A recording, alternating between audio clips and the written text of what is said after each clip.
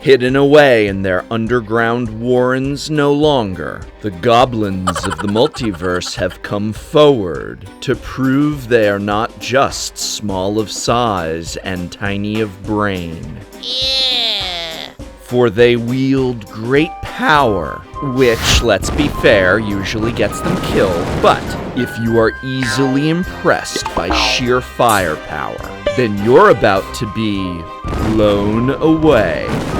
Oops. And, their aerodynamic qualities, highly underestimated. 1 part cunning, 1 part wise, and many, many parts deadly. They are the Goblin Raiders of the multiverse, and this is Highlander Goblins. Highlander Goblins is a deck that focuses on speed and synergy, racing your opponents with low-cost creatures and highly damaging assaults. Unlike a commander build where a goblin like Duretti or Krenko's unique abilities are relied upon as they are cast again and again, Highlander Goblins looks to engineer a deck where, despite being 100 cards, provides reliable results through multiple cards with similar abilities and a multitude of synergies. If you haven't already seen my videos defining Highlander and introducing the general deck building strategies of this fabulous format, you may do so here and here. Remember, this is Highlander, not EDH Commander. Alright, let's start with Lords, goblins that give other goblins power bumps and abilities. This is a deck that will hopefully generate giant hordes of goblins with a lot of synergy between them, so having a selection of Lords is critical for beefing up everything from your tokens to your bombs. Goblin King, one of the original Alpha Lords, is obviously a classic. The +1/+1 is great, but the Mountain Walk can also allow you to swarm your opponent if they're in red or if you get a Blood Moon out. Goblin Warchief not only boosts +1/+1 as well, but haste can give you an edge when racing your opponent. Goblin Chieftain also adds haste, but makes your goblin cards cost 1 less colorless to cast, helping with getting out some of the higher end cards easier and sooner. Bloodmark Mentor bestows the boon of first strike to all your red creatures,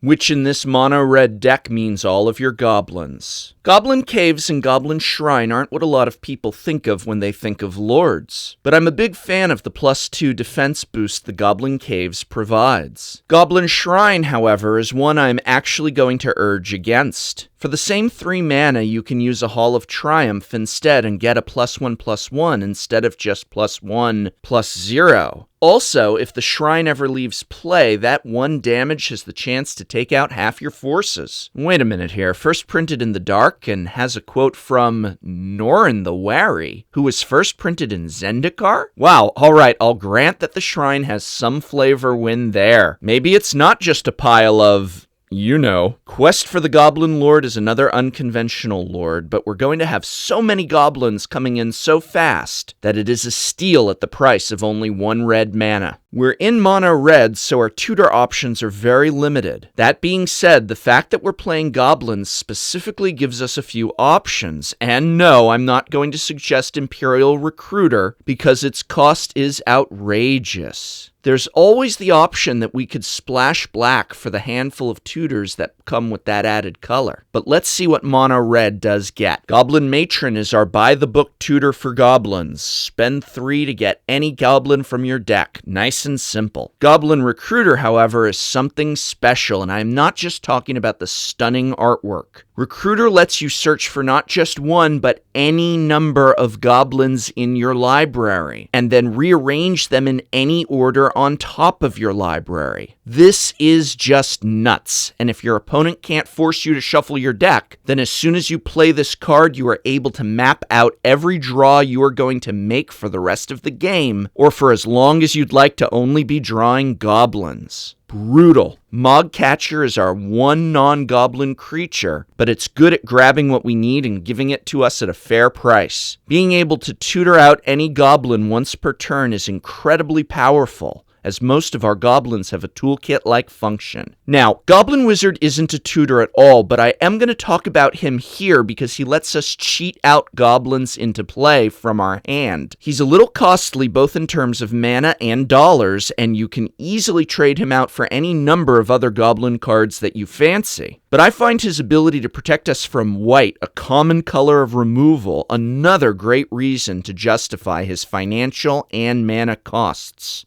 Let's talk big bad bombs. These cards are the ones that, unless our opponent has an answer immediately, will go off and win us the game fast. No, Goblin Bomb is not one of them, but it can be if you want a sillier deck. Skirk Fire Marshal is one of my favorites. Don't bring him out until you are ready to use him, but when you have your opponent at 10 life and you have 4, that's right, 4 other goblins, untapped and in play, then it is time to summon him and try for the win. He can tap himself to contribute to the 5 goblin tap requirement of his ability, so you only need 4 others. And even if he or your goblins are summoning sick and don't have haste, they can still tap as part of activating this ability. Summoning sickness does not preclude it. Boggart Shenanigans is big trouble. We are literally going to have swarms of goblins dying over the course of a game. And an enchantment that pings our opponent for 1 every time a goblin dies can mean game over if it is not dealt with immediately, especially given how much sacrifice we'll be doing of our own forces, as you'll see in just a bit. No, actually, you'll see now. Goblin Bombardment, 1 damage for each goblin you want to pop.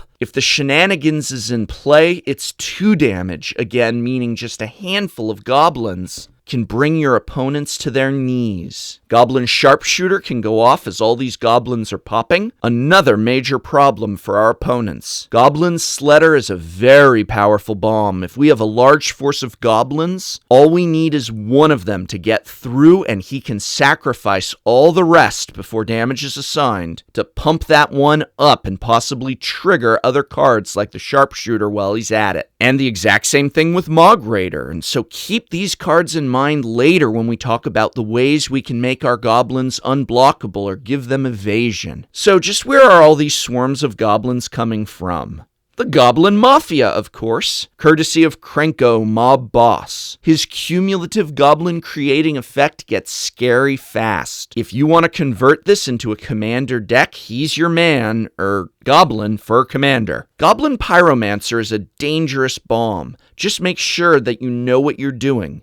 If you've got a large force that can swing through, the +3 to each goblin can be enough to take out your opponent. It better be, because all the goblins go pop afterwards. Although with a few of those other cards in play, them popping might be what finishes off your opponent. Finally, because this deck is almost entirely creatures, a Goblin Charbelcher will spill quick doom unless your opponent can destroy it before it has a chance to go off. Since we're in mono red and looking to win a fast race, let's see what direct damage spells are ideal for us. Lightning Bolt, of course, and Goblin Grenade. Just a few of these spells can finish your opponent off or serve as necessary creature removal. Pyrokinesis is great because it can be cast for free if we chuck a goblin in the bin. Great finisher or emergency panic button. Skullcrack and Flames of the Blood Hand are for those hated life gain moments, and Smash to Smithereens, although getting very costly in real-world dollars, is for doing damage while getting rid of our opponent's artifact. Now, Sulfuric Vortex will do us damage as well, but I think in a race we can beat our opponent in terms of damage given.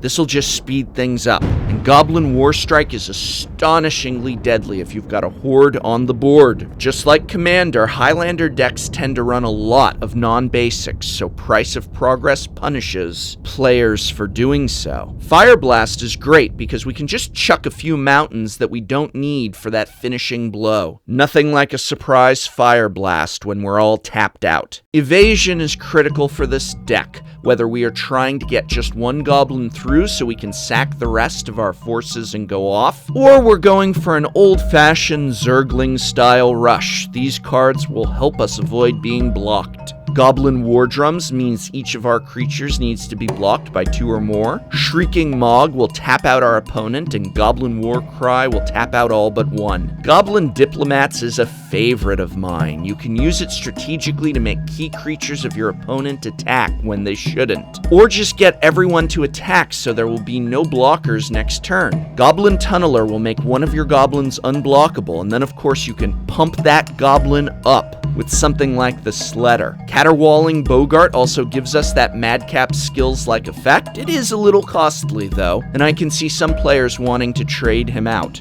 And Goblin Sappers, of course, is another way to make a critical creature unblockable. We need to generate tokens, and besides Krenko, what are our options for doing so? Well, Goblin Assault can be a two-edged sword. Use it with care because there's a lot of situations where you don't want to be forced into attacking each turn. Sting Scourger and Mogg War Marshal are classic Goblin token makers. Hordling Outburst is a choice of mine, but can easily be replaced with Krenko's command. Goblin Warrens is very underrated. Turning 2 goblins into 3 is one thing, but with added sack effects, or just using 2 goblins that, say, blocked an opponent's creature and would die anyway, means that we're not only creating new tokens, but strategically using ones that already exist. Let's talk synergy. These are low-cost goblins that interact with other goblins to give us desired boosts and effects. I've chosen to go with a build that emphasizes speed and brute force. Skirk Prospector is an absolute gem of a card. We can convert goblins into mana as needed and hopefully get some added synergy with other cards at the same time, such as fueling a Spitfire Handler that has made it through to our opponent. Goblin Ringleader gives us card draw, and Sparksmith usually serves as great creature removal, whereas a Goblin War Driver boosts our attacking horde of goblins. A Gem Palm Incinerator can be very handy for targeted removal when cycled. Tuk Tuk the Explorer gives us some muscle when we sacrifice or chump block with him. Skirk Drill Sergeant synergizes with our frequently dying goblins, letting us pay not only to draw into our library, but likely placing new forces directly on the battlefield. Goblin Lookout is a slightly less eloquent way of giving a large attacking army a boost, whereas a Sensation Gorger can mean big-time disruption for our opponent's hand. Siege Gang Commander is a classic. For 2 mana, you can trade Goblin Goons for shocks of damage. Goblin Surgeon is very underrated. If your opponent's tried destroying key goblins, you can just sack less critical goblins to regenerate those that the opponent is trying to do away with. Helps you keep what you need, and that's vital. Ib Halfheart, Goblin Tactician, is a fan favorite, who makes it all the more deadly for your opponents to try blocking your rush of forces. Late game, he can trade mountains for tokens, which can be a critical finisher as well. Warren Instigator is another beneficiary of our evasion synergy. He accelerates our forces if he makes it through. Our remaining goblins are cost-efficient forces to get around on the ground, whether it's the utility ability of a rummaging goblin or just the muscle of a Boggart Ram Gang. These goblins round out our troops, all while keeping the curve low. Goblins are a great way to begin Highlander. Their flavor and ease of use is ideal for learning a new format and having fun while playing cards you love. Heaven help our opponents if they ever learn how to actually throw those grenades. Mana base, 35 mountains. Enough said. The deck as a whole can be put together for under $100.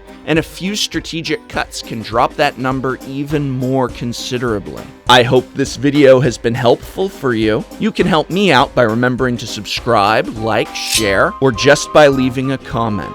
And remember, you can't play Magic at Target or Walmart, so whether buying packs or accessories, try and spend that money where you spend time playing Magic. And that's at your local game store. You are supporting your Magic community.